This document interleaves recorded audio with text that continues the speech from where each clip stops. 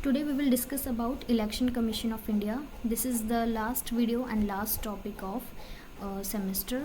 Election Commission is a constitutional body established by Constitution of India in 1950. 1950 के अंदर constitution ने इस body को बनाया है, ठीक है. So election commission of India एक कॉन्स्टिट्यूशनल बॉडी है. It administers elections of Lok Sabha. Election commission of India Lok Sabha, Rajya Sabha, state legislative assemblies, state legislative councils.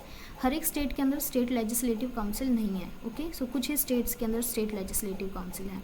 Offices of president and vice president, इन सब के इलेक्शन कराने का जो पूरा प्रोसेस है या जो पूरा काम है वो election commission of India conduct कराता है, ठीक है. ओके. सो ओरिजिनली जो हमारा इलेक्शन कमीशन ऑफ इंडिया है उसके अंदर एक चीफ इलेक्शन कमिश्नर होता है, ओके.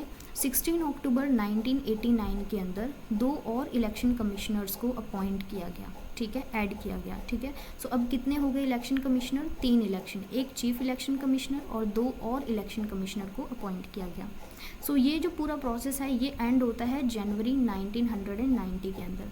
जनवरी 1990 के अंदर फिर से एक ही चीफ इलेक्शन कमिश्नर को अपॉइंट किया गया. ये जो 2 एडिशनल कमिश्नर को अपॉइंट किया जाता था इसको एंड कर दिया गया.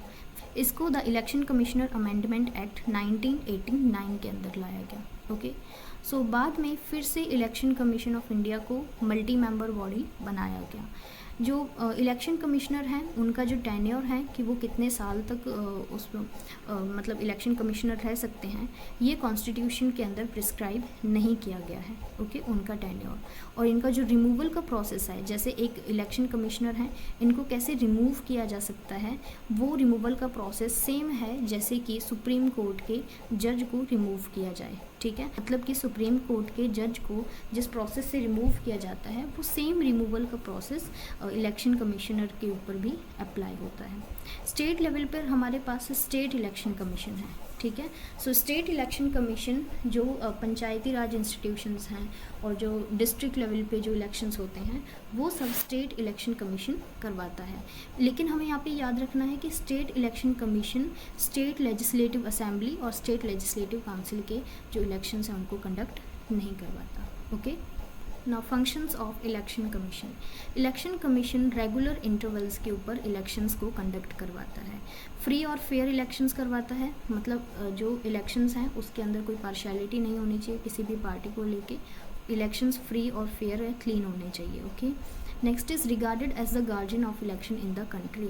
हमारी कंट्री के अंदर इलेक्शन का guardian election commission of India को कंसिडर किया जाता है. हर एक इलेक्शन के अंदर वो मॉडल कोड ऑफ कंडक्ट को इशू करते हैं पॉलिटिकल पार्टीज़ और कैंडिडेट्स के लिए. So model code of conduct के अंदर ये मैंशनड होता है कि मतलब वो सारी चीज़ें होती हैं कि कौन इलेक्शन के अंदर खड़ा हो सकता है पर्सन, या फिर उसको क्या क्या उसके ऊपर ऑब्लिगेशंस हैं, ठीक है. सो वो सब मॉडल कोड ऑफ कंडक्ट के अंदर होता है. ये पॉलिटिकल पार्टीज़ और कैंडिडेट्स के लिए होता है. Give recognition to national, state and regional parties. So ये काम भी इलेक्शन कमीशन ऑफ इंडिया का है, नेशनल, स्टेट और रीजनल पार्टीज़ को रिकॉग्निशन प्रोवाइड करना. Prepare electoral rolls and update voter list from time to time.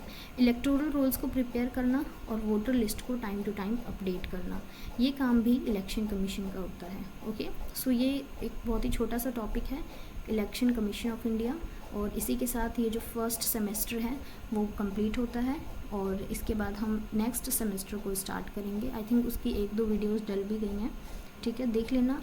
And बस ये फर्स्ट सेमेस्टर के अंदर इतना ही है, इसके अलावा आपको कुछ करने की ज़रूरत नहीं है. Thank you so much, have a good day.